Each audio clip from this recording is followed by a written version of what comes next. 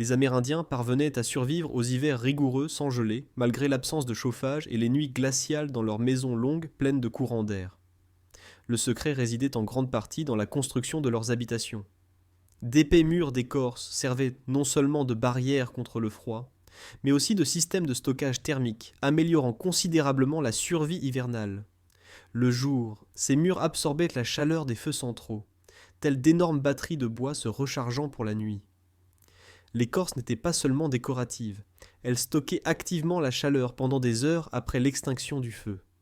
Le bois fonctionnait comme un coussin chauffant naturel, sans électricité. Les multiples couches d'écorce assuraient non seulement l'isolation, mais créant également une masse thermique qui maintenait la température intérieure à un niveau supérieur au froid glacial extérieur.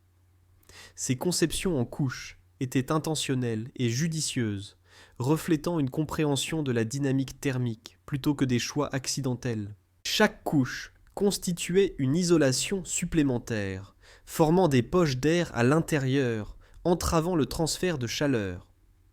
L'air étant un mauvais conducteur de chaleur, il emprisonnait la chaleur à l'intérieur pendant les froides nuits d'hiver, lorsque les températures pouvaient chuter dangereusement.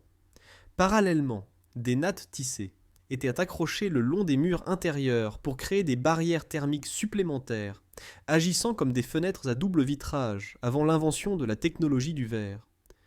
Il ne s'agissait pas seulement d'ajouts esthétiques, elles constituaient une isolation fonctionnelle essentielle à la survie par temps froid.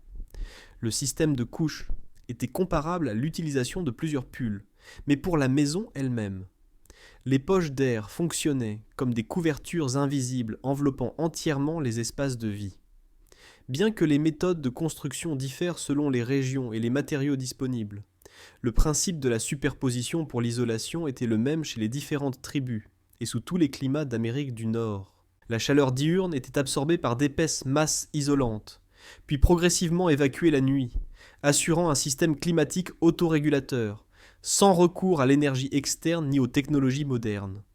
Certaines maisons longues étaient équipées de panneaux d'écorce intérieure ajustables pour s'adapter aux fluctuations saisonnières de température et aux variations climatiques. Les familles pouvaient ajouter ou retirer des couches selon la rigueur de l'hiver, assurant ainsi une protection thermique optimale au fil des saisons. La couche d'écorce extérieure résistait directement aux intempéries, tandis que les couches intérieures restaient sèches et conservaient leurs propriétés isolantes pendant les hivers rigoureux. De multiples barrières servirent de protection de secours lorsque les couches individuelles cédaient ou étaient endommagées lors de tempêtes prolongées de plusieurs jours. Les constructeurs expérimentés utilisaient judicieusement différents types d'écorce aux propriétés isolantes distinctes. Les abris fabriqués par les Amérindiens présentaient une résistance exceptionnelle à l'eau, grâce à l'écorce de cèdre, et une flexibilité grâce à l'écorce de bouleau, empêchant les fissures dues aux fluctuations de température.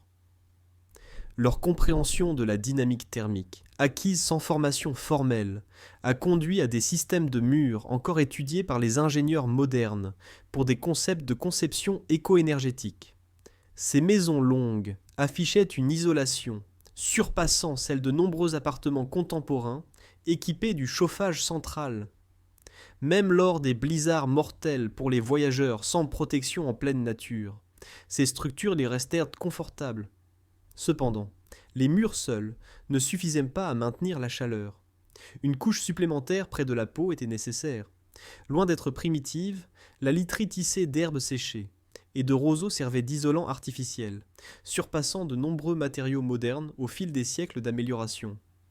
Ces fibres naturelles créaient une multitude de minuscules poches d'air, emprisonnant la chaleur corporelle, tout en permettant à l'humidité de s'échapper à travers les couches. L'herbe restait légère, offrant une isolation supérieure, tandis que les roseaux conféraient une résistance structurelle, empêchant la compression sous le poids pendant le sommeil.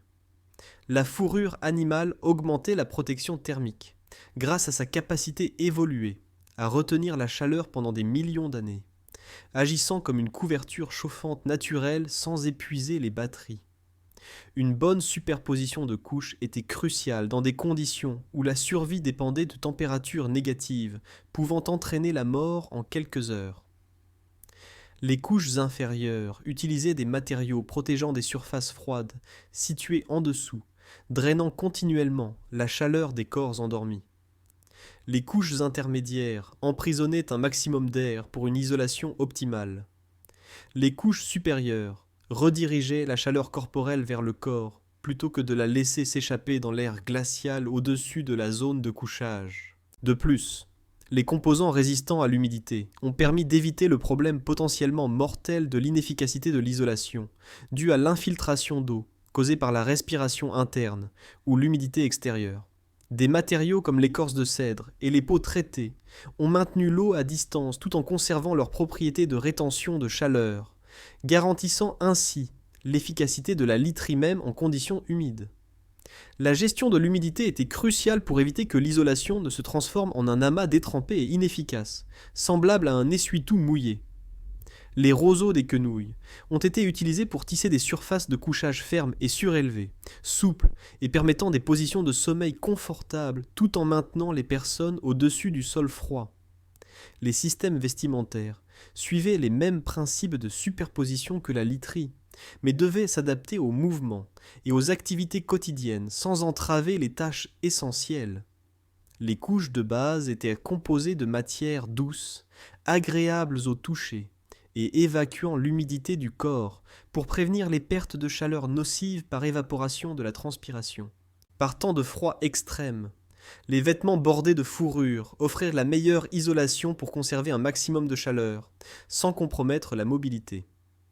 Enfiler un manteau de buffle équivalait à une promenade dans un sauna portatif qui vous accompagnait partout. L'épaisse fourrure captait tellement d'air chaud que les personnes pouvaient rester à l'aise, même pendant les tempêtes hivernales les plus violentes. Les tenues multicouches permettaient de réguler la température tout au long de la journée, malgré les fluctuations considérables des conditions et du niveau d'activité. Les utilisateurs pouvaient adapter leurs couches en fonction des exigences du travail, des variations météorologiques et de la proximité des sources de chaleur, sans compromettre leur système de protection thermique principal. Enfin, les vêtements d'hiver spécialisés comprenaient des chaussures, des gants et un casque doublé de fourrure pour protéger les extrémités vulnérables aux engelures lors d'une exposition prolongée à un froid mortel. Par temps rigoureux, ces articles utilisaient les meilleures fourrures disponibles, placées stratégiquement, afin d'éviter les pertes de chaleur dans les zones critiques comme les mains, les pieds et la tête, là où la chaleur se perdait le plus rapidement.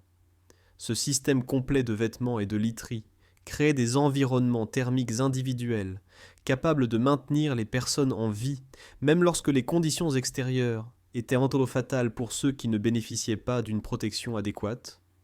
Cependant, même la meilleure literie était inutile, sans une source de chaleur fiable à proximité. Les feux au centre n'étaient pas de simples sources de lumière.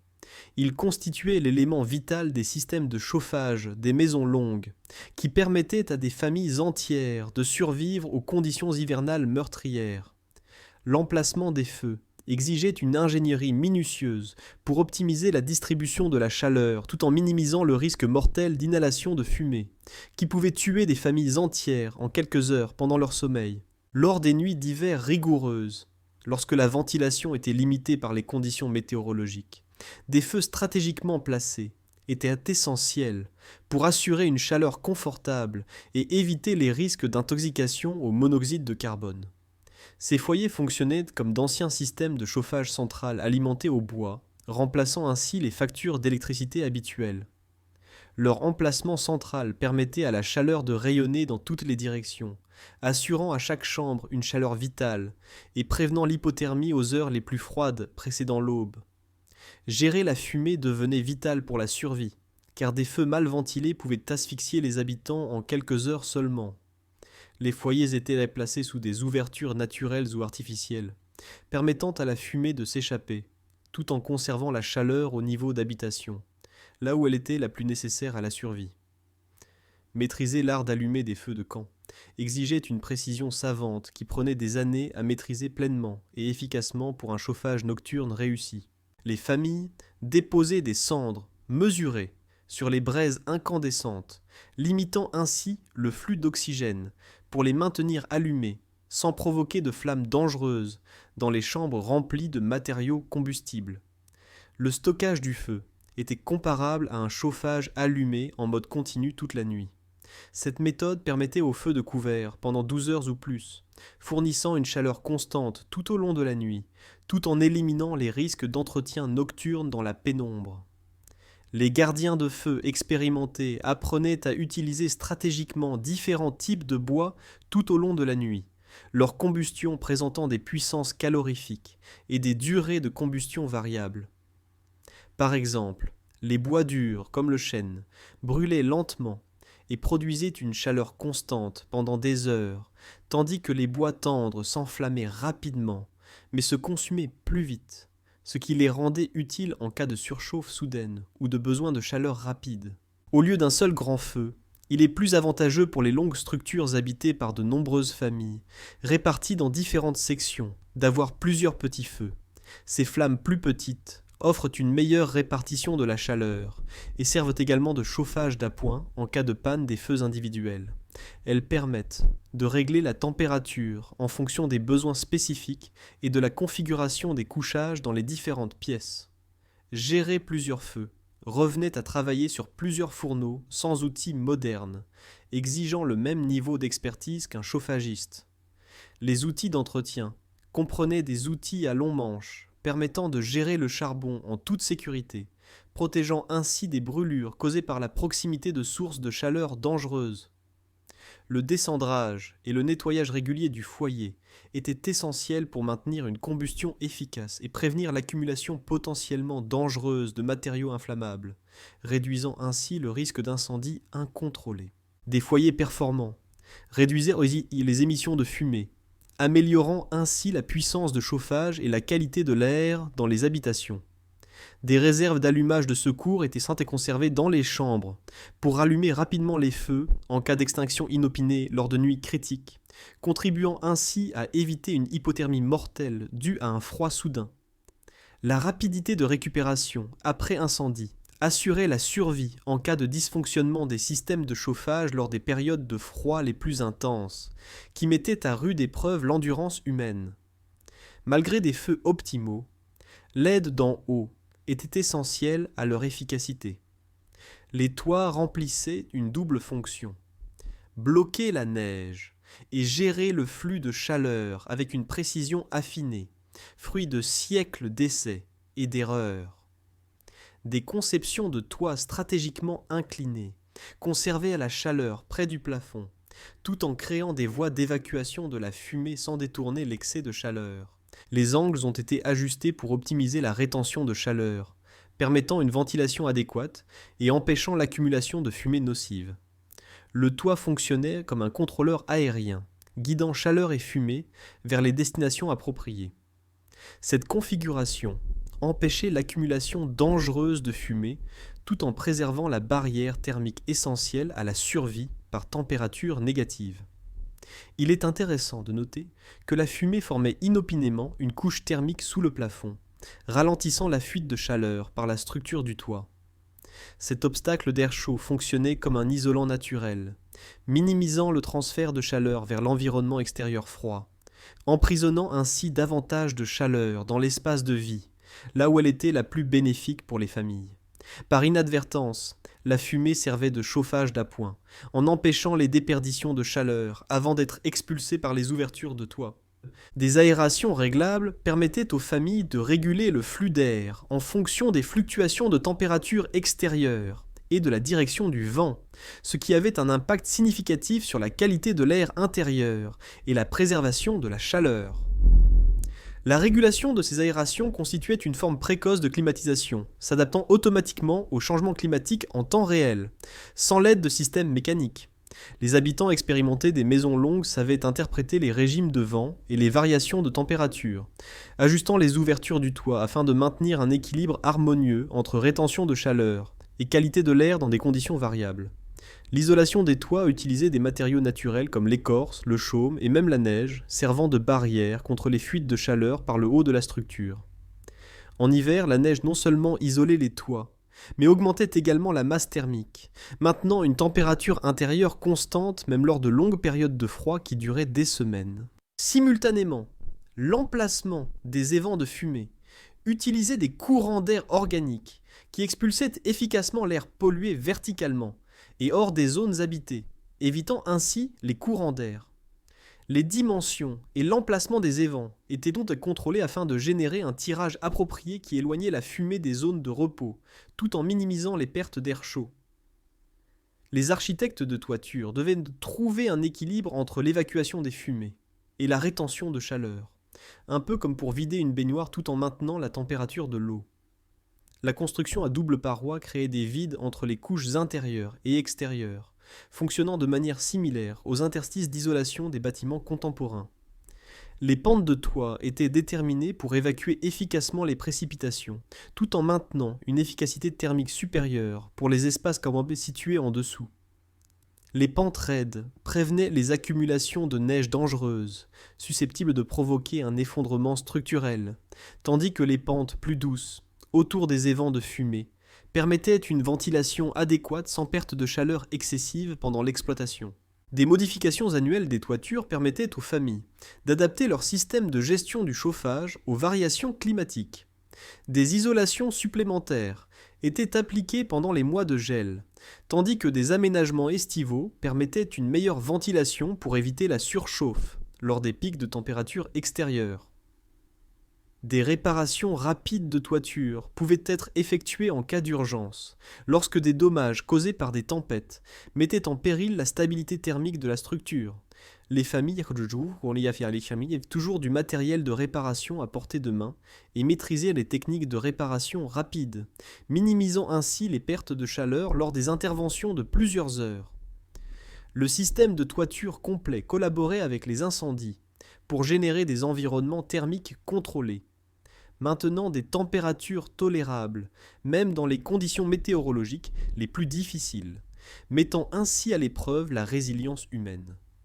Cependant, les stratégies de chauffage les plus astucieuses étaient en outre mises en œuvre près du sol. Des pierres soigneusement choisies servaient de chauffage portable, offrant une chaleur prolongée sans combustible ni entretien. Chauffées dans des foyers centraux, ces pierres absorbaient une énergie thermique importante, efficacement transférée aux chambres, procurant une chaleur localisée essentielle aux heures les plus froides de l'hiver. Maîtriser l'art de chauffer ces pierres exigeait précision et expertise, garantissant qu'elles atteignent des températures optimales sans risque de surchauffe. Comparés aux couvertures électriques, ces anciens coussins chauffants étaient plus performants, car ils ne nécessitaient ni alimentation électrique ni épuisement de l'énergie pendant la nuit. Les grandes pierres chauffées pouvaient diffuser une chaleur apaisante jusqu'à 8 à 10 heures, après avoir été retirées de la source de chaleur, procurant un confort ininterrompu pendant les nuits fraîches. Une compréhension approfondie était essentielle lors du choix des pierres, car certaines d'entre elles conservaient la chaleur plus longtemps, sans se fracturer sous l'effet de fluctuations rapides de température, susceptibles de provoquer des explosions dangereuses. Le granit et le grès étaient optimaux, grâce à leurs propriétés de chauffage uniforme et de refroidissement lent, évitant les chocs thermiques, tandis que le calcaire et autres roches sédimentaires pouvaient se briser violemment en cas de chauffage rapide, créant des projectiles dangereux capables de blesser gravement les familles endormies. Différentes tailles de pierres répondaient aux différents besoins du système de chauffage. Les grandes pierres procuraient une chaleur prolongée pendant des heures. Les petites chauffaient rapidement pour une chaleur immédiate, mais refroidissaient rapidement, tandis que les pierres de taille moyenne offraient un équilibre idéal entre vitesse et durée de chauffage, pour la plupart des besoins familiaux. De plus, les sols en terre cuite et certaines zones spécifiques absorbaient la chaleur pendant la journée, provenant des feux et de la circulation piétonnière, puis la restituaient progressivement la nuit, fonctionnant comme des batteries thermiques naturelles encastrées directement sous les pièces à vivre, libérant progressivement la chaleur emmagasinée. Ces masses thermiques emmagasinaient une grande quantité d'énergie, autrement perdue, qui générait des zones chaudes, réduisant ainsi les pertes de chaleur vers les surfaces froides. Les sols en terre cuite servirent de système de chauffage par le sol primitif, accumulant la chaleur le jour et la diffusant la nuit, sans aucun composant mécanique.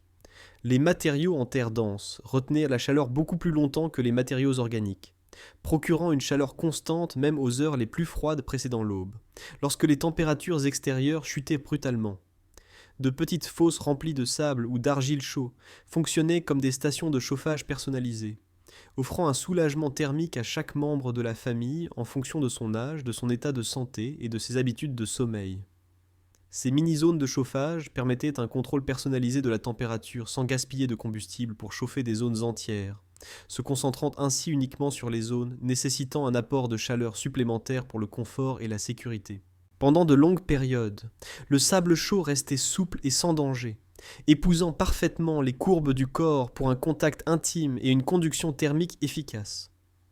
Le sable pouvait être façonné pour épouser parfaitement les différentes parties du corps, offrant un réchauffement ciblé sans risque de brûlure par contact direct avec les surfaces des pierres chaudes. Le chauffage au sable s'apparentait à un coussin chauffant sur mesure, épousant parfaitement les formes du corps, conservant la chaleur pendant des heures sans électricité. Des pierres judicieusement disposées, encerclées des fosses en terre, contenant des substances chauffées, en toute sécurité, et minimisaient les pertes de chaleur vers le sol environnant, préservant ainsi une précieuse énergie thermique. Le stockage thermique souterrain consistait à enterrer des pierres chauffées ou des masses d'argile qui, imprégnées de l'énergie thermique du feu quotidien, diffusaient la chaleur à travers les plateformes de couchage pendant des heures. Ces surfaces offraient chaleur et sécurité lors des périodes de froid menaçant la vie, lorsque la survie dépendait du maintien d'une température supérieure au point critique.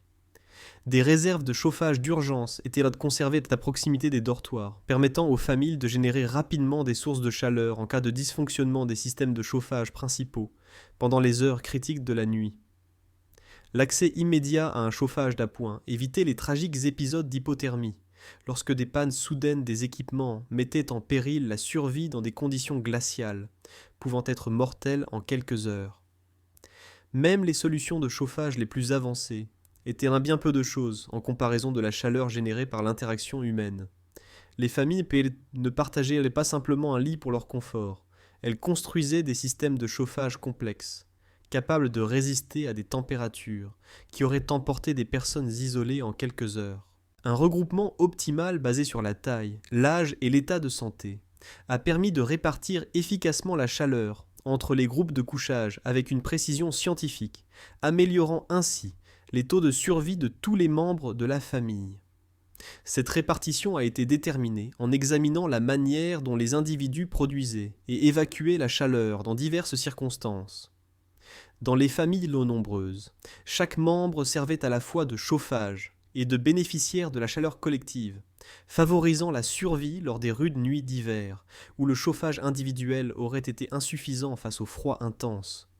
Les enfants, qui perdaient rapidement leur chaleur en raison de leur plus petite masse corporelle et de leur plus grande surface par rapport à leur volume, étaient déplacés au centre du groupe. Les adultes entouraient les enfants, agissant comme des barrières thermiques, en rayonnant la chaleur vers l'intérieur et en créant des boucliers contre la pénétration de l'air froid, susceptibles d'entraîner une hypothermie mortelle en quelques heures pour les plus petits. La production de chaleur individuelle variait significativement en fonction de facteurs tels que la taille, le métabolisme, l'âge et l'état de santé, qui influencèrent la régulation de la température interne lors de périodes prolongées d'exposition au froid. Les familles se sont organisées comme des spécialistes de l'efficacité du chauffage, en positionnant stratégiquement les chaudières à haut rendement. Elles ont aménagé leur couchage de manière à placer les générateurs de chaleur les plus efficaces aux endroits où leur chaleur pouvait bénéficier à plusieurs personnes tout en maintenant une répartition thermique homogène dans l'ensemble du groupe.